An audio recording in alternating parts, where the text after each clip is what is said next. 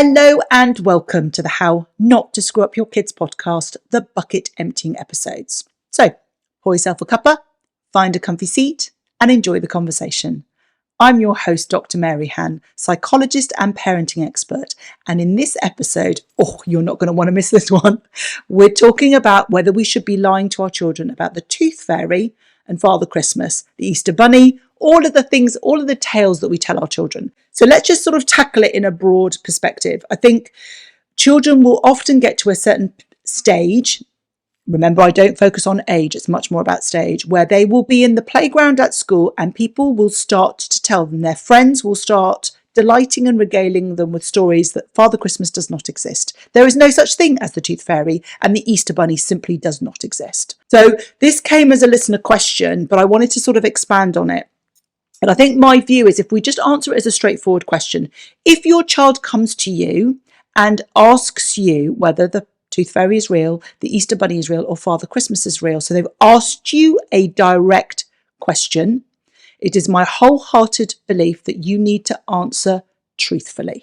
We have to be honest, because we've got to think about the scenario where if we continue with a deceit when our children have directly asked us the question, then that calls to question so many other things when they eventually find out that Father Christmas isn't real, that the Tooth Fairy doesn't exist, and the Easter Bunny. So that does call into a lot of questions. So I think when our children ask us a direct question, we need to give them a truthful answer. Now, wrapped up in that truthful answer, we have to accept that our child may be incredibly upset. They may be extremely angry at us for having lied to them. Do not be tempted to try and unravel and recreate a bit of a lie. It's really important that if we're going to be honest, that we should allow them to go through whatever feelings that they have. Some children won't react very much at all, but others will feel really desperately upset and distraught at the news. So we need to allow them to feel that. We need to acknowledge that I understand that you're angry with us because you feel that we've lied to you, we've told you the story that isn't true.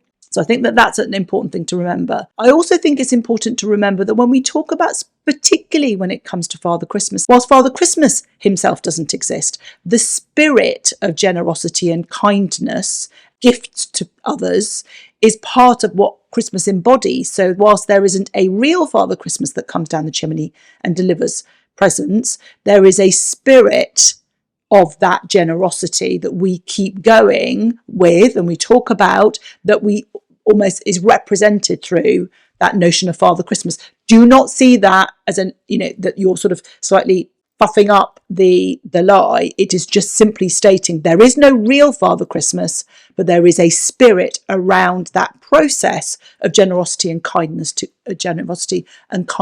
others that we also want to instill. So if your children ask you directly, answer honestly. Expect there to be a whole host of emotions around the discovery that that isn't the case, and allow them to feel. Don't try and kind of create some other lie or some other narrative in order to make them feel better. And there are some other things that I would just want to particularly touch upon. One thing is that sometimes children won't ask you the direct question because they actually know the answer, but they don't want that truth coming from you.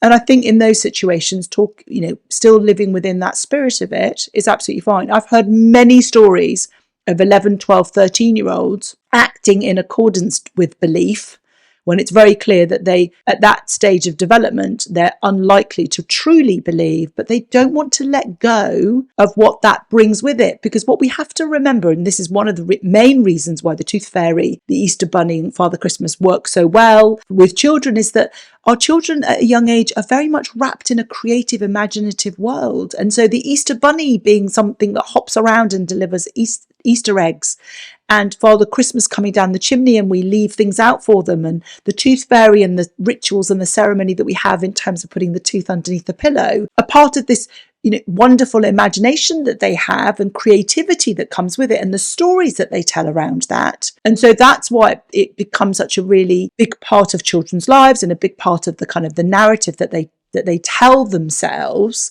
and why they're so easily drawn into it. And so whilst they're living in that creative, imaginative place and don't want to ask us the question, don't want to seek that out, then I think that there is no issue in continuing that, because it's part of this wonderful narrative around some very important festive periods. But what we have to also remember is when we're asked those direct questions, that we're then sort of revealing the true aspect of it. And I think probably the last thing to sort of say is that when your children, if your children do react particularly emotionally, and then follow that up with a conversation about why did you lie? Why did you keep saying that this was the case? I think it's about reconnecting with the stories. So reconnecting with the reason why those stories are told, because it's about using imagination. It's about creating this sort of world of kindness and thoughtfulness, and the narrative particularly around the tooth fairy in terms of mitigating and offsetting that what can sometimes feel painful or an unusual pathway to them losing their teeth, is that there's this creation of this story about a tooth fairy that, whilst it may not be true, wouldn't it be really wonderful that there's an element of sort of taking something from you and in exchange giving you something else.